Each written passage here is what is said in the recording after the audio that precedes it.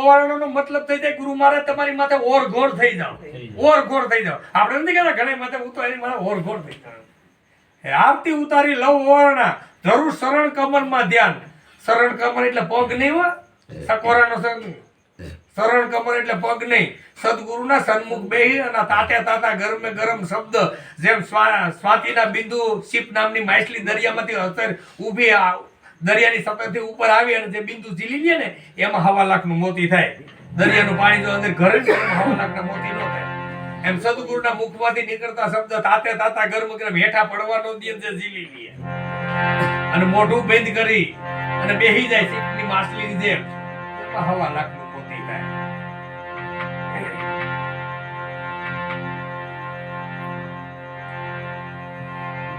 આરતી ઉતારી લવ ઓરણા ધરું શરણ કમળમાં ધ્યાન. સદગુરુને શીશ સોંપતા. સદગુરુને આ માથાની શું જરૂર છે? સદગુરુને માથું કરવું શું? સદગુરુને માથું એટલા માટે આપવું પડે છે કે આ જગતનો નાખેલો કચરો સઠી કરી ત્યાંથી આમાં ભર્યો છે. સઠી કરીને ત્યાંથી આમાં નાખ્યો છે. હું હિન્દુ સૌ મુસલમાન સૌ પારસી સૌ હોય ઉતાર ઘાસી મોસી હરિજન ભંગે આયર દરબાર સારણ ભાટ રબારી મકવાણો સાવડો રાઠોડ પરમાર વાઘેલા આ બધું આમાં નાખ્યું છે. પછી કઈક ઘડતું હતું મુરત ને ચોઘડિયા વાર ને કવાર ને ગર ને પનોતી હવન ને હોમ ને થૂકદાની જેમ આખું ભરી દીધું છે. હવે આમાં સંતોની વાત સમય એમ નથી. આ કાયા છે વીખની વેલડી, સદગુરુ છે અમૃતની ખાણ. આ શીશને સાથે જો સાહેબ મળે તો સવન સસ્તો જાય. ઉઠ ઉઠ સવન શીશ કાટલે મત ડગાવીશ મન. શીશને સાથે સાહેબ મળે તો સોંગો જાય ને સવન. માથા એટલે જેને પરમાત્મા લીધો હોય એને ખબર પડે. હજી તો આ માથાની જ વાત કરે છે. માથા બારા નથી નીકળે. વાત કરે પિંડ બ્રહ્માંડની અને પાછા ઉભા રહ્યા નહીં. વાત નહીં કરે પાછા ઉભા રહ્યા નહીં. ગંગા સતી એની વાણીની અંદર ચોખવટ કરે છે.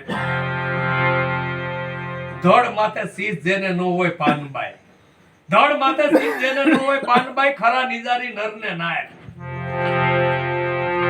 પોતાનું શરીર જેને મનમાં ન આવે જેની માથે ત્યાં હોય મહારાજ મહેરબાન. પોતાનું શરીર એ મનમાં ન આવે એવી જેની કક્ષા બની જાય. માથા ઉતરી ગયા પછી જગતનો નાખેલો એકેય કચરો રહેતો નથી. અને આ કક્ષા જ્યારે કબીરની બની, આ કક્ષા જ્યારે કબીરની બની ત્યારે કબીરે કીધું મેં પૂર્વ્યા પૂર્વ દેશ કા મેરી ભાષા ન બુજે કોઈ. જો મેરી ભાષા બુજે તો નક્કી ધડ પૂરું કા હોય. અને ધડ કેને કહેવાય? જેનમાં માથું ન હોય. માથું જેનમાં હોય ધડ ન કહેવાય. આ શીશ પડે ને ધડ લડે આ એના કારણ. માંડેલા કાગર પાનબાઈ હો કોઈ વાસે કોરા વાસે ની કોઈ કોરા તો પાનબાઈ ઈ વાસે જેના ધડ માથે શીશ ના હોય. માંડેલા હું કોરા હું. માંડેલા કાગર સઠે દીએ સઠી કરીને માધવભાઈ દીધું ઈ જેવા જેવી કોમ જેવા જેવા સમાજ જેવી જેવી એની વરણ વ્યવસ્થા એવા નામ.